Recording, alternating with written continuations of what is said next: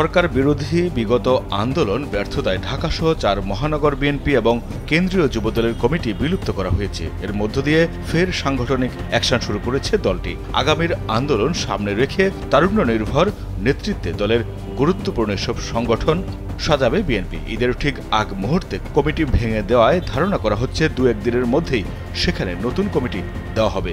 ফলে নেতৃত্বে কারা আসছেন এখন তা নিয়ে চলছে জল্পনা কল্পনা। পদপ্রত্যাশীরাও ব্যস্ত শেষ মুহূর্তের লবিং তদবিরে। কমিটি বিলুপ্তি প্রসঙ্গে বিএনপির সিনিয়র যুগ্ম মহাসচিব রুহুল কবির রিজভী কালবেলাকে বলেন, পুনর্গঠন একটি চলমান প্রক্রিয়া। মেয়াদ উত্তীর্ণ হওয়ায় এসব কমিটি বিলুপ্ত করা হয়েছে। আমি রান্নায় মানহীন কোনো উপাদানের সাথে আপোষ করি না। নারী আর নানান আপোষহীন এক নাম। যথাসময়ে সেখানে নতুন কমিটি ঘোষণা করা হবে। নতুন কমিটির মাধ্যমে সংগঠন আরও ঐক্যবদ্ধ, সুসংহত ও গতিশীল হবে।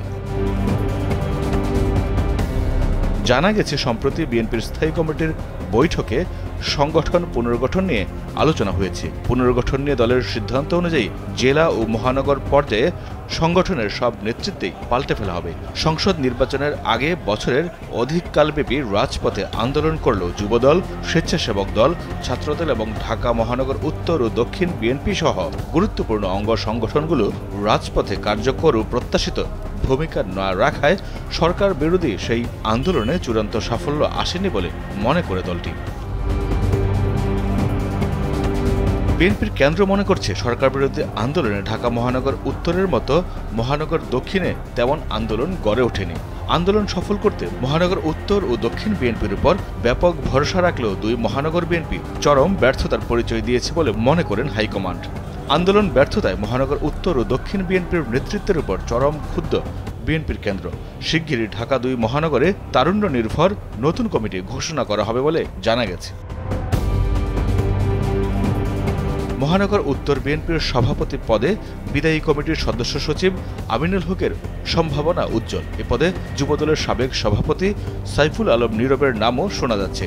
সাধারণ সম্পাদক পদে এস.এম. জাহাঙ্গীরের নাম আছে আলোচনায়।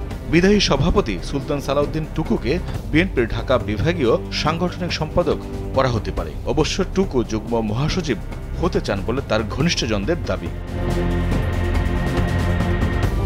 ঢাকা মহানগর দক্ষিণে রফিকুল আলম মজনুকে সভাপতি এবং তানভীর আহমেদ রবিনকে সাধারণ সম্পাদক করে আংশিক কিংবা পূর্ণাঙ্গ কমিটি গঠনের সম্ভাবনা বেশি। এছাড়া হামিদুর রহমান হামিদ, ইশরাক হোসেনের নামও রয়েছে আলোচনায়। চট্টগ্রাম মহানগরের নতুন কমিটিতে সদ্য বিদায়ী কমিটির আহ্বায়ক ডাক্তার শাহাদাত হোসেনের সঙ্গে সদস্য সচিব আবুল হাশেম বক্করের নামও আলোচনায় রয়েছে। আরও কয়েকজনের নাম রয়েছে আলোচনায়। আর বরিশাল মহানগর বিএনপির নতুন কমিটির শীর্ষ পদে বিএনপির কেন্দ্রীয় যুগ্ম মহাসচিব মজিবুর রহমান সরোয়ার, কেন্দ্রীয় সদস্য আবু নাসের মোহাম্মদ রাহমতুল্লাহ সহ বেশ কয়েকজনের নাম রয়েছে আলোচনায়। মাইদুর রহমান রুবেল, কালবেলা।